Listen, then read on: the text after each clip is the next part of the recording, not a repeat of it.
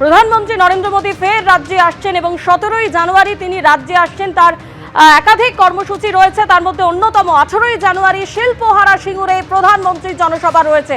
শিল্প চলে যাবার 18 বছর পরে 18ই জানুয়ারিতেই প্রধানমন্ত্রীর জনসভা।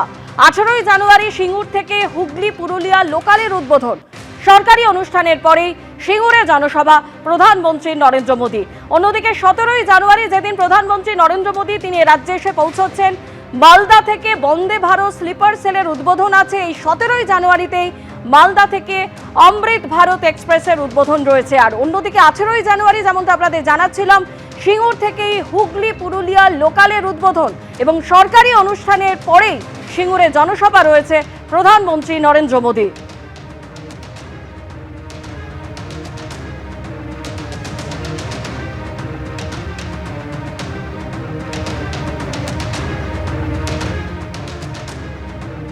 নজর রাখবো পরের খবরে। কর্মীদের বিক্ষোভের মুখে গাড়ি ছেড়ে বাইকে এলাকা ছাড়লেন মঞ্চে। দলীয় কর্মীদের বিক্ষোভের মুখে সুন্দরবন উন্নয়ন মঞ্চে ভাইরাল ভিডিও। কেস করেছে একটু আগে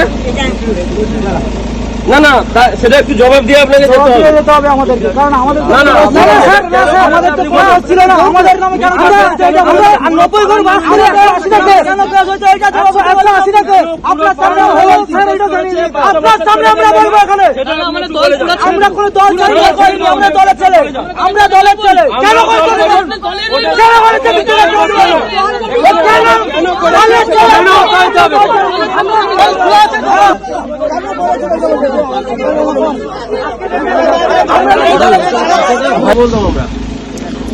আমরা এই রাজনগর গ্রামের এই এলাকা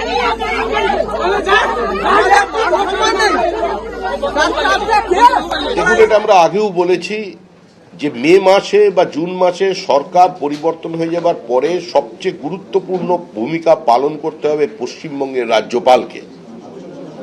কারণ একটা সরকার, নতুন সরকার তৈরি হলে তারও একটা টিদিং পিরিয়ড থাকে।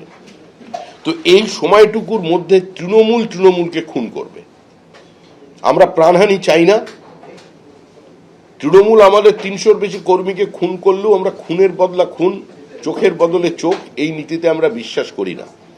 এর দায়িত্ব রাজ্যপালকে নিতে হবে, তখন তার একটা ভূমিকা থাকবে। কারণ আপনি দেখেছেন গত 3 বছরে যত খুন হয়েছে তৃণমূল কংগ্রেসের কর্মী 90% খুন করেছে তৃণমূল। পরিবারের অভিযোগ সেটাই। ভরতপুরে সাসপেন্ডেড বিধায়ক হুমায়ুন কবির তার নতুন দল ঘোষণার পরই তার কর্মসূচির কথা ঘোষণা করেছিলেন যে ব্রিগেডে তার একটি সমাবেশ হবে এবং সেই জায়গা থেকে আমরা কয়েকদিন আগে দেখেছিলাম তিনি ব্রিগেডে আসেন এবং সেখানে ঘুরেও দেখেন এবং তারপরে সেখানে তিনি বিক্ষোভেরও মুখে পড়েন। আর তাই নিয়ে কটাক্ষ করেছে তৃণমূল কংগ্রেস। তৃণমূল কংগ্রেস বলছে আগে একবার ব্রিগেডের চারদিকে দৌড়ে দেখান। কটাক্ষ করেছে তৃণমূল কংগ্রেস, পাল্টা জবাব দিয়েছেন হুমায়ুন কবিরও।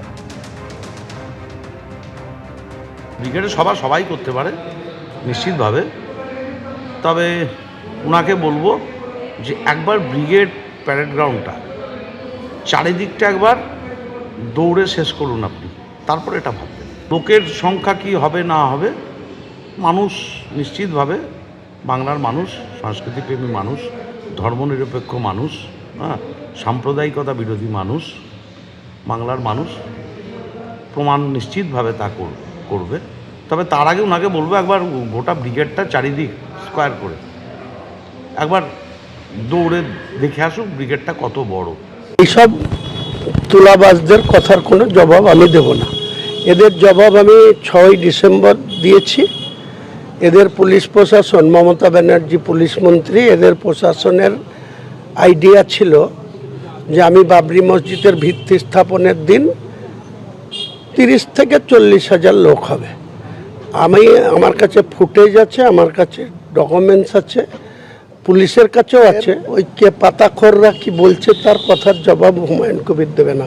জবাব আমি দিয়ে দিয়েছি ওই 6 তারিখে আর 22 তারিখে 2.5 লক্ষ মানুষের উপস্থিতিতে আমার রাজনৈতিক দলের ওপেনিং হয়েছে। আগে ওই লোকটা যে অভিষেক, ওদের সর্বভারতীয় নেতা, সে যাবে বলছে 17 তারিখে মুর্শিদাবাদে।